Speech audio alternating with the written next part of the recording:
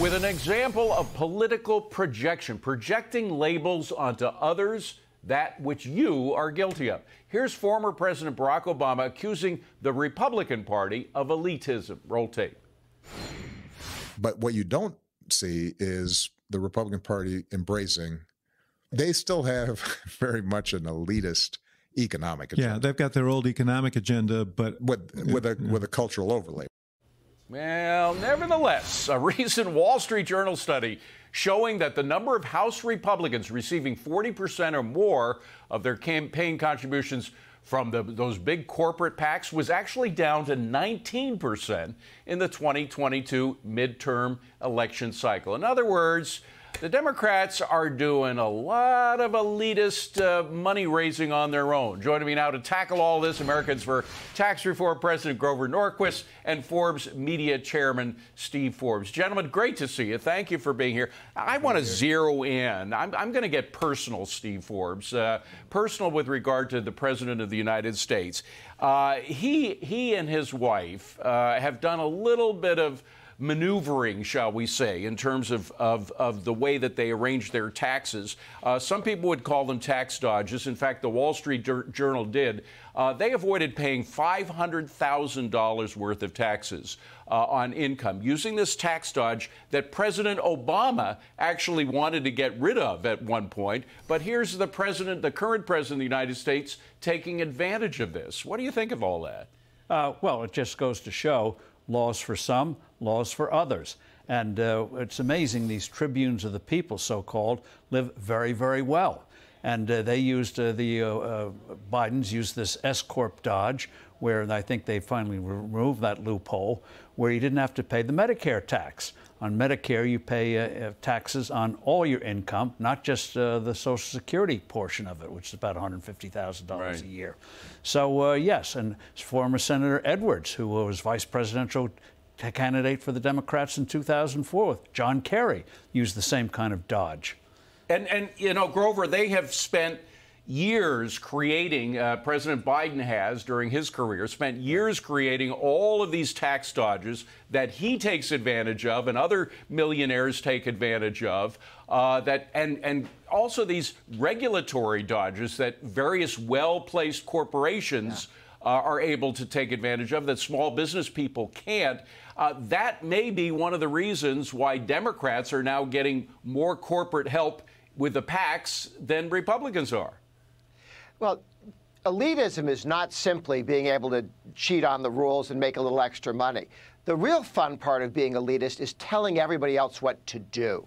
And the modern Democratic Party wants to tell parents what school their kids will go to, what their kids will learn. The parents aren't allowed to look at the books that the kids see, but they will tell them. They want to tell you what kind of shower heads you can have, how you cook your food at home. They're going to micromanage what kind of stove you had. We just had to vote, and all the Republicans voted to say no to the Biden administration telling you what kind of stove you can have for the rest of your life moving forward. They want to tell you how much energy you can use, whether you can fly planes. The list of things that the elites want to tell everybody to do that Biden and Obama want to mandate on everybody else is endless, and it's a joke for them to turn around and blame people who simply want to be independent contractors and work. They want to tell them you can't. You have to have a boss. Yeah. Steve, getting back to the tax issue, and again, specifically with regard to the Bidens, not only did they take advantage of these tax dodges, but they also made $610,000 in the 2021.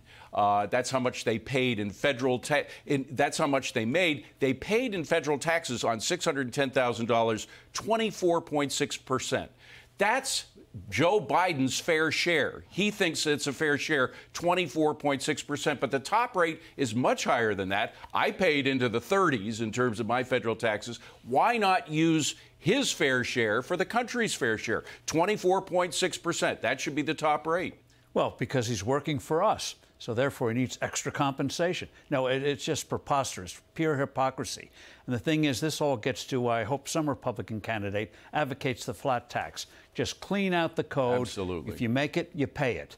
And that way, all this stuff goes away. And imagine, using your time and all your energy for something productive. You know, the last 20 years, we've spent over 100 billion hours filling out tax forms. We've spent over $1 trillion complying with this corrupt tax code. Imagine if all those resources had gone for new products, new services, new medical devices, new cures for diseases, how much better off we'd be instead of coping with this monstrosity. And Grover, it sort of goes back to what you were saying, but it reminds me of what happened in California and other elite blue states where the folks who were making all these rules during the pandemic, they violated those rules that they had for everybody else. Joe Biden thinks that, you know, 34% is not enough to pay in taxes. You got to pay 39%, but he's paying 24.6% in federal taxes.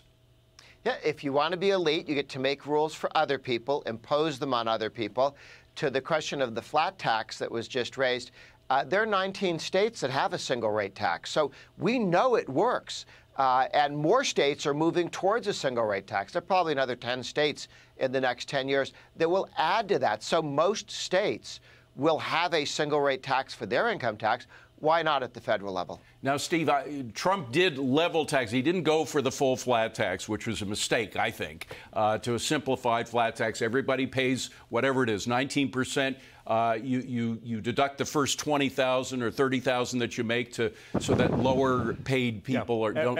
Everyone gets a tax cut, so you don't get in this thing of who's helped, who's hurt. Everybody gets a tax cut.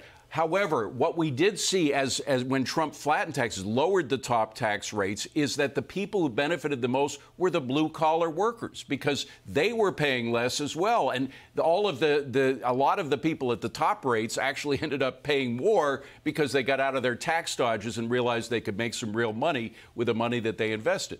Well, going back to Ronald Reagan, facts show that when you lower tax rates, guess who ends up paying more? Not just in terms of dollars, but proportionately. When he came in, the top 1% were paying about 18% of federal income taxes. Today, it's about 35, 38%, with rates much lower. Right. So you cut more, you want to collect from the rich, have a more prosperous economy, they end up paying more. And of course, Grover, the president says no taxes for those making over $400,000, but we know that the inflation tax killed people's wages, and the people who really suffered most from that were the middle class, and they are still underwater, even though inflation has come down.